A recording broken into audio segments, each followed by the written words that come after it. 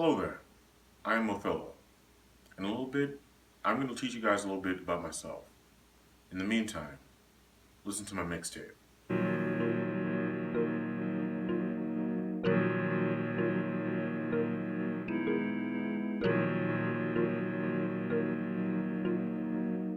If young Metro don't trust you, I'm gonna shoot you. Raindrops, drop top. Iago Aladdin and got caught. Told me that it's cheating, but she's not. Then me and Casio fought. The play I researched was Othello. Like everyone else's play, Othello was written by William Shakespeare, who, as I'm sure we all know by now, was born on April 23rd, 1564. Shakespeare died on April 23rd, 1616. He lived in Stratford upon the Avon River. He married Anne Hathaway, who was approximately 8 years his senior. He had 3 kids, Susanna, Hamnet, and a Judith, although Hamnet died at the age of 11. He performed with the London theatre group Lord Chamberlain's Men before building the Globe Theatre in 1599. Shakespeare wrote 37 plays and 154 sonnets, which captured every aspect of human emotion.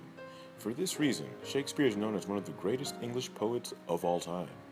However, in the case of Othello, although supposedly formally written by William Shakespeare, the play is based upon the preceding play Un Capitano Moro, or A Moorish Captain, which was written by Cinthio Battista Giraldi.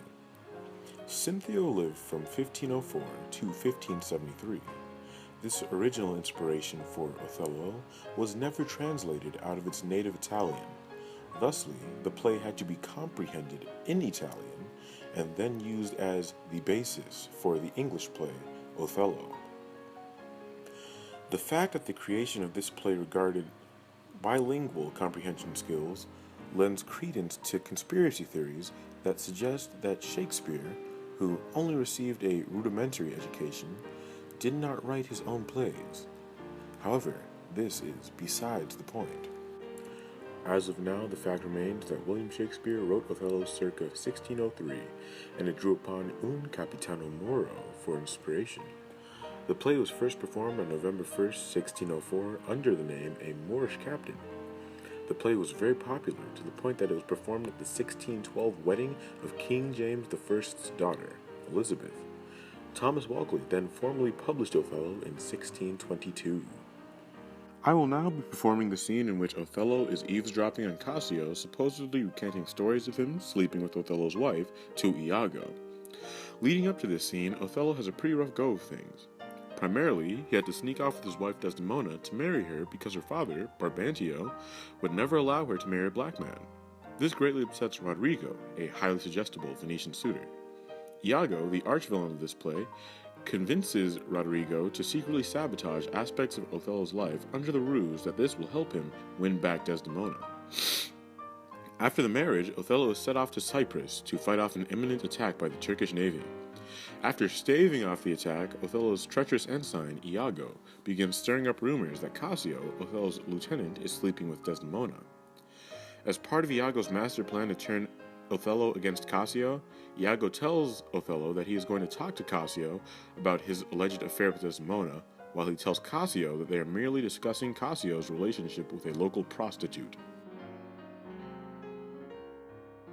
Stand yourself a while apart.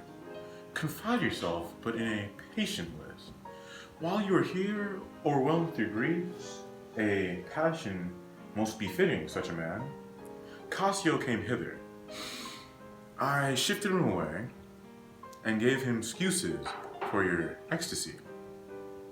Bade him anon return and speak with me, this which he promised. Do but encave yourself, and mark the fleers, the guides, the notable scorns that dwell in every region of his face. For I will make him tell the tale anew. Where, how oft, when he has and when he shall again cope with your wife. I say, but mark the patience, many pleasures, or I shall say you are all in spleen, and nothing of man. Dost thou hear, Iago? I will be most cunning in my patience. But dost thou hear? Most bloody. That's not amiss, but yet keep time in all. Now, will you withdraw? And now I'll question Cassio about Bianca. She's a housewife who, by selling her desires, buys herself bread and clothes. It is a creature that entirely dotes on Cassio, as 'tis the strumpet's play to beguile many, but to be beguiled by one. And when he hears of her, he cannot refrain from the excess of laughter. Ah, here he comes now. And as he laughs, Othello will go mad, as his unbookish jealousy must misconstrue Cassio's gestures, smiles, and laughter entirely wrong. How do you do now, Lieutenant? Beware, sir, that you give me physician whose want even kills me. Now ply thee, Desdemona, well, and you are sure onto it. If this suit lay entirely in Bianca's hands, how quickly you should speed. Ah, alas, poor caitiff. Look how he laughs already. Now I never knew a woman love a man so. Alas, poor rogue, I think indeed she loves me. Now he denies it faintly and laughs out. Do you hear, Cassio? Now he importunes him to tell it over. Go to it, go to it. Well said, well said. She gives it out that you shall marry her. Do you intend it? I marry her? Prithee bear some charity to my wit. Do not think it so unwholesome. So. They laugh it that way. Why, the cry goes that you shall marry her. Prithee say true.